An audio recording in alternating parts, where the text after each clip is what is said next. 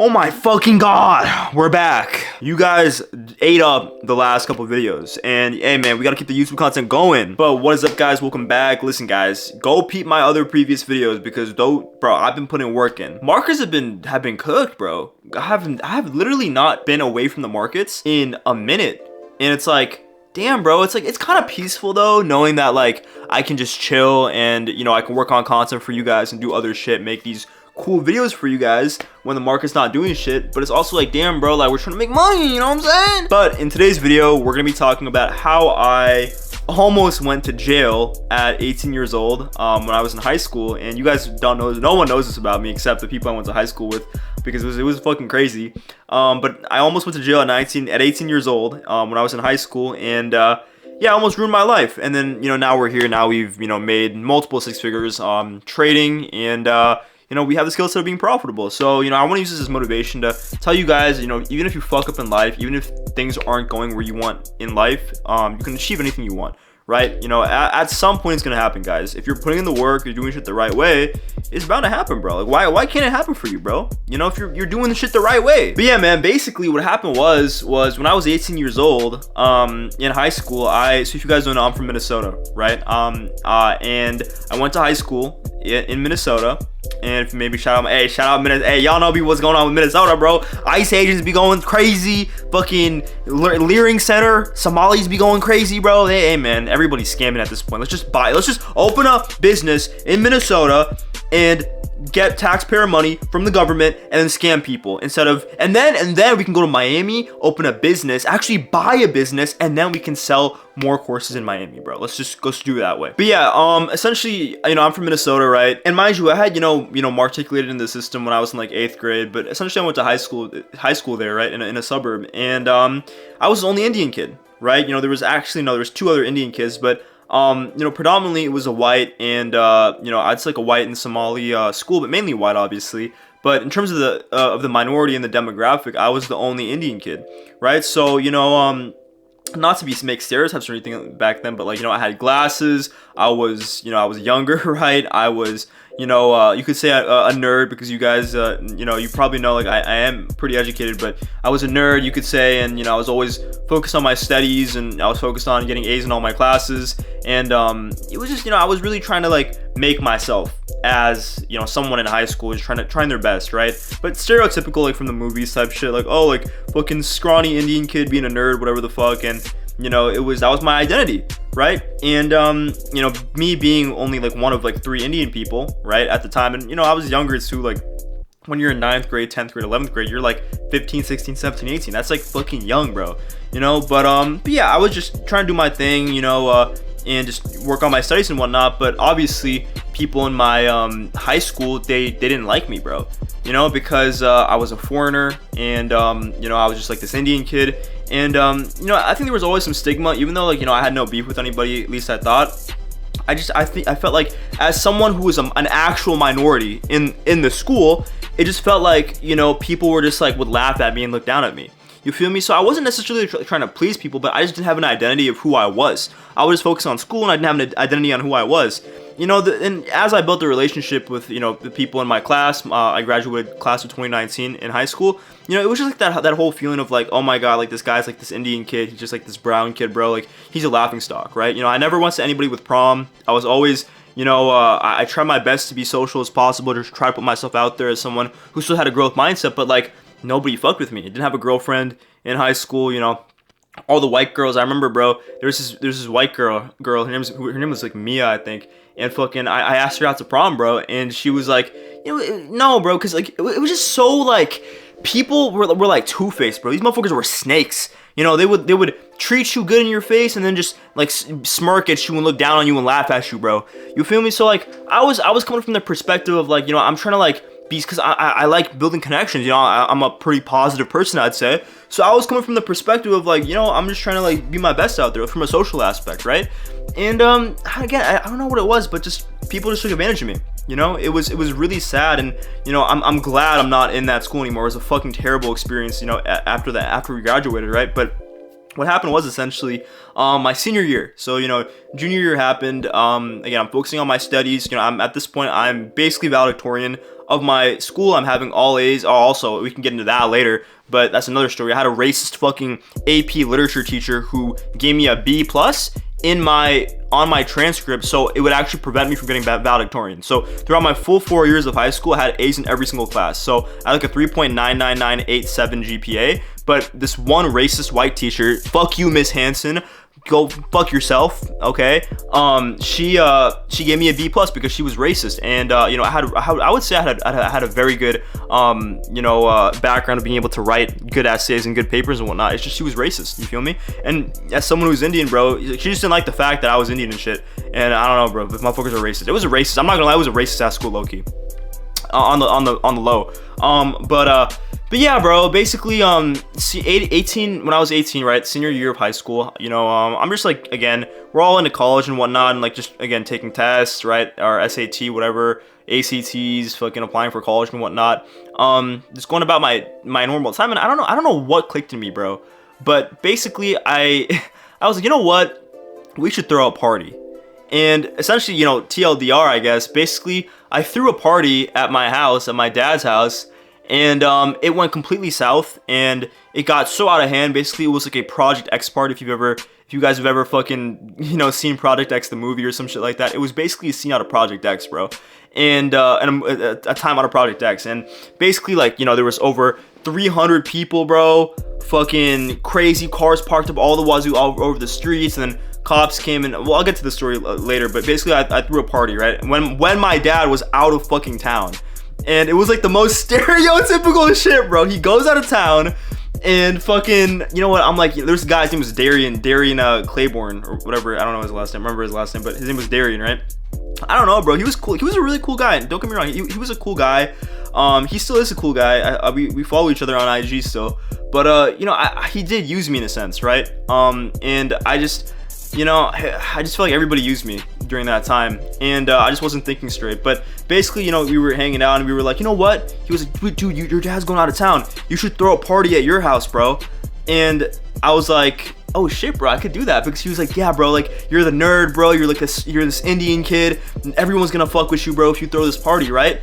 And honestly, bro, like, that was probably the highlight of senior year, not gonna lie, in terms of like what went down. But basically, and mind you, I had never drank in my life. I didn't drink alcohol, sip of alcohol. I didn't drink at all at this point in my life. And basically what happened was we were just planning this whole thing. My dad was gonna go out of town, and then we're just planning this whole party. We're getting all the shit ready, the alcohol, the liquor, he's getting everything, you know, we're organizing everything. So then basically, you know, come around, I think it was like February. It was actually, bro, this is gonna be like a fucking 8 years since that day, bro. I think it was like February 11th or February 14th or some shit like that. When we threw the party, bro. And yeah, man, it was like, dude, we planned everything, we got everything ready. So my dad goes out of town, and then what happens is like, you know, I invite Darian over, my best friend Cliff, bro. We're getting everything set up, right? And then, you know, but before this though, like, we're announcing it to the whole school. Like, he was just making like such a big deal, bro. Like, he was like, yeah, man, we're having a party at our boss's house, you know what I'm saying? You know, we're gonna have some of the craziest party type shit. And I didn't think it was gonna get that out of hand, bro. But guys, like, everything always goes out of hand. If you're having a party or an OC, a home party, whatever, just note, bro, you do not want to be the host, because it will 100% go out of hand, right? And then, you know, he's announcing it to the whole class, bro, and I thought it was gonna be chill, like maybe 50 people, like not 50 people, like 20 people, 30 people, bro, you know, like just a real chill shit, you know, something cool. And then, you know, we set up everything, my dad leaves, you know, and then the day after, you know, night of, we're setting everything, right, whatever, it was a night of or day after, we're setting up everything, and then it was like 8 o'clock, 6, 7 or 8 o'clock, I don't even know, excuse me, but bro, we were setting up everything, and then like the cars start coming in, right? Like, people just start showing up at the door. We start letting everybody. I was so naive, bro. Genuinely, I had like my Switch set up, my Nintendo Switch with Super Smash Bros. Like, I thought it was gonna be like a cool, like, drinking chill, like, oh, party or whatever, bro. But then, bro, like, everybody invited every fucking buddy, bro. Like, it was, I don't even know how it happened. Like, and I'll post videos and shit like throughout, bro. Y'all can see some clips, like, as we fucking, maybe right now, bro, we'll post some clips. It was just crack, bro, because bro, I don't even know what to say. I'm at a loss for words. But people just started showing up, and I'm like, okay, this is getting cool. Then more people started showing up. Like 10 people showed up at one time, and I was like, okay. And then cars just keep parking up the driveway. And it was like a pretty secluded area where we live, but bro, cars just kept like coming up the driveway, and then all around the curb. And mind you, it's like there's a lot of old people. We have like a lot of old ass neighbors, bro. So they were like, it's not, you don't really see crazy activity like that. You feel me? And then more people start coming. And bro, by this point, bro, there is genuinely in the house like 80 people, bro. And I'm not even sure how the first floor of the house didn't cave in, because it's like an old house too, low-key. Like, I have no fucking idea how that happened, or how that didn't happen, but there was like 100 people at some point, right? And then, bro, at this point though, I was like, you know what, I'm gonna start drinking too. So then I take my first like shot of like, not a shot, but like, I think it was when it was like 30 people. Let's backtrack a little bit. I took my first shot of Malibu. It was fucking Malibu, bro. You're telling me I almost went to jail over Malibu?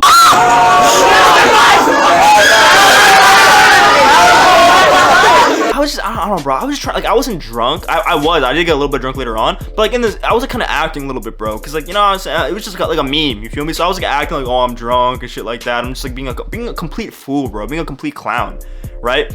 And more people started coming in, started coming. Everyone was bringing alcohol too. People were smoking, they were bringing their weed in, bro. Fucking, and then at this point, bro, like, there's just liquor everywhere. 100 people in the house.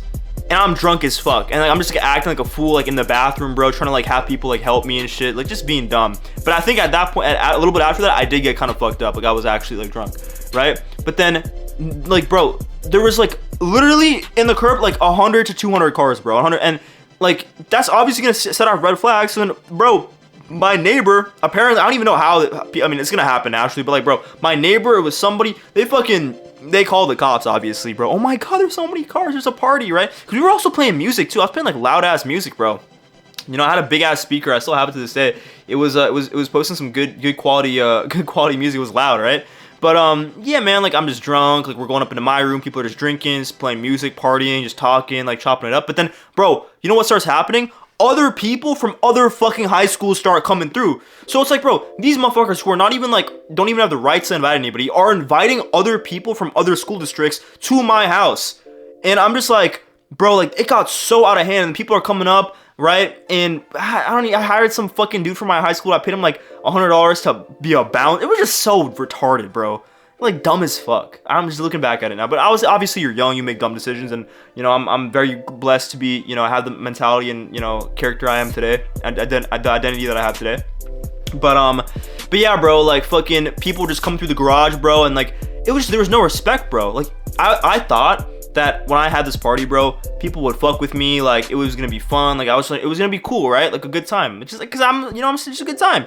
But then I remember vividly, bro, I'm drunk and I'm like, guys, y'all need to, because I knew shit was gonna get out of hand, bro. So I'm like, guys, you guys need to leave my fucking house right now, okay? And I'm like, guys, everybody needs to leave. And then this one guy in the crowd, we all shut out the music, everyone shuts up. This guy like mocks me, bro. He's like, well, in my voice, y'all need to leave, bro. So I was like, damn, bro. And everyone just started laughing at me, bro. So no one fucking respected me. I was essentially used as a laughing stock, and I was manipulated by, not by Darian, I'd say, but just like, I was just manipulated, bro. And then just no one fucking respected me, bro. You feel me? And it's like, at that point, it was pretty much raps. Cops were on their way. And then people were saying, man, you gotta leave Arbaz's house, bro. Cops are gonna be on their way, man. And you're gonna get cooked if you're there. And then ended up happening, right? You know, where cops came, everybody ran. Everybody fucking ran, bro. You know? And the only people that were there were, like, all my friends ran, bro. And I get it, bro. Like, Cliff, bro, if you're watching this, I get it, bro. You had to run. Everyone, like, all you motherfuckers had to run, bro. I get it, bro. I get it. But it was me, and shout out, bro. Shout out my homegirl, Lexi. Even though we don't talk to this day, you a real one, Lexi. She didn't leave me. She really didn't leave me, man. She was genuinely like one of my only, like, even now, bro, like genuinely like one of my like closest friends still. I just don't talk to her. You feel me? But she like ran to my basement or some shit trying to hide, but she didn't leave me, bro. And then she was drunk as fuck too, but then it was like basically everyone ran, cops came into the house, my cat was there, and I was drunk at this point, right? But I was like, there was alcohol everywhere, the house was a fucking mess, it was trashed, completely trashed. Yeah, they came in, because they had probable cause. I don't even know if they had probable cause, but maybe they saw some angle of the liquor or some shit. But I was young, bro. I'm not gonna be like, oh my god, you can't. I mean, they're already in the garage and shit, and I don't even know, bro. They just came into the house and they were like, what went on? We had a party or some shit, and I was like, yeah. And I just at that point, bro, I just was like, even though I was drunk as fuck, I'm not a dumbass when cops are in the room. Like, I'm completely aware of what I'm doing. Like, guys, if someone tells you when they're drunk, they have no idea what the fuck they're doing, that's a complete lie. Unless you are genuinely like blackout drunk to the point of where you're like passed out, bro. Like, everybody, even to the extreme level, knows what the fuck they're talking about and what they're doing. They're completely conscious of it. Okay, so basically, bro, like, I'm there and I'm just quiet. I'm just like, yeah, I'm just cooperating with the officers, because like, what can I do? And then we're just looking for other people. I said, no, like, this was it. Everybody ran, and I'm just sitting there just quiet. And yeah, bro, they were like, yeah, bro, you know you fucked up. But I was really, really respectful to the officers, even though I was fucked up. Like, obviously, you know, I'm just talking and chopping it up, right? And they were like, yeah, you're gonna have to call your dad. And then I called my dad and I said, yeah, I threw a party at your house when you're gone right now. He's like, you know, you fucked up. Mind you, my dad's an Indian guy, right? He's like, you fucked up, you ruined your life. You know what I'm saying? If everything is over now, you know. And you know, the cops, so they were like, nah, man, like, we're not gonna charge. Like, I don't even know what the fuck they said. Yeah, I mean, this is your first ever offense. I think was I 17 at that time? Yeah, I was 17 at the time. I was 17. So they're like, yeah, man, we're not gonna do shit to you. Just like, obviously, this is the crate. Like, I genuinely have no clue how I did not go to jail. And this is literally this is the title of the video, but I have no clue how I didn't go to jail and how I wasn't charged and how none of this like ruled over, bro. Like, rolled over. I have no idea how the fuck nothing happened, right? Because there was alcohol everywhere. Everyone was underage drinking, and I was the owner of the house. I was responsible, right? So I guess, man, they were chill, like, you know, and they just let me off. And to this day, like, after that happened, they said, you can't be in the house. We had to close the house. I had to lock my cat in a room. And I was really scared, bro, because like, you know, I just hope nothing happened to my cat at that time, right? And then I went to my grandmother's house. My uncle had to come pick me up, and then we had to take me to my grandmother's house. And I was just like, I just was depressed, bro. You know what I'm saying? Because like, it wasn't even that, bro. It was just, I was manipulated, bro. I was used. And like, even like, bro, I'm telling you, if that shit it could have gone way, like, I was genuinely blessed. It could have just ruined my life, genuinely, and no one would have cared, because I was used, I was manipulated. And you know, we laughed it off, you know, later on, right? Oh my god, hey, Arbaz, you dropped the best party of our high school year, of our whole high school career. Like, we're always gonna remember this. And I mean, yeah, bro, you know, people probably still remember to this day, but like, it was just, dude, like, the risk was not worth it, bro. You feel me? And yeah, I'm here. You know, I didn't go to jail, and then, you know, I went to college. After that, we graduated. You know, I started getting into my day trading journey when I was, you know, 19, 20, right? You got into options obviously at first, and then just taught myself how to day trade after that, and it was wraps. You know, we made money. You know, we went through college, you know, 4 years later, or 2.5, 3 years later, and then got my first payout, and, you know, now we're day traders, I guess. You feel me? But yeah, man, moral of the story is, guys, is like, you know, people are gonna use you, right? You can fuck up in your life, you can make mistakes, and you know, it's gonna happen, especially if you're a child, right? If you're young, if you're 16, 17, 18, you know, people think, oh, like, you're just a hater, bro, you like to shit on people. But like, I get it, bro. Like, people don't realize, like, when you're young, 16, 17, 18, like, you're literally a kid, bro. Your brain's not developed yet, and you just make dumb fucking decisions, you know? You feel me? And you know, I don't even know like what I was thinking in my head at that time, but it's just like, you know, if you're not profitable, and all the people who act a certain way on trading TikTok, like, it makes sense, right? They're young kids, so you can't really blame them, right? They're just kids who have no idea what they're talking about, and, you know, they're gonna act accordingly, right? But, you know, even if you fuck up, guys, you know, not in my case, but in terms of like, oh, I almost went to jail, right, ruined my life, I just meant like, you can always come back, right? You can always become a better person. You can always improve yourself and really ground yourself down and have a new identity, right? I didn't know my identity back then. I was just letting people around me put their own opinions and put their own fucking ideals on me. I didn't have a clue on who I was, right? And it's that lack of identity that made me, you know, not like do these dumb things. So, you know, you have to find an identity, guys. Really try to find an identity in who you are. Like, you know, figuring out what drives you as a person, what makes you you. And I know that sounds fucking cliche, bro, but it is genuinely the truth. And once you can do that, you can elevate in life in any aspect. If you want to become profitable, if you want to do e-commerce, whatever the fuck you want to do, bro, you know, you can put your mind towards it. But you know, obviously, like, just don't do shit like throwing underage parties and, you know, killing somebody or just doing something wild that can actually put you in jail. But you know, you can always come back from crazy results. You know, I'm sure you see all the time, like, people are talking about, oh, you know, I went to jail and now I made, you know, whatever, how much money, whatever. You know, it's definitely possible. But yeah, that was a little story time. You know, if you enjoyed that, if you want some more college stories and shit like that of, you know, shit that in high school and college and my experiences then when I was unprofitable and just on my journey of learning how to day trade, I can definitely make more videos on that. But I love you guys. Go and peep my recent videos. I guarantee you're gonna learn some value from that. I'm still working on the bootcamp. It's a lot of work, but yeah, I'm gonna, you know, get a video out like this whenever I feel like it, because, you know, I just had this idea in my mind and I was, you know what, we should get this video out. But I love y'all. Stay tuned and see you in the next video.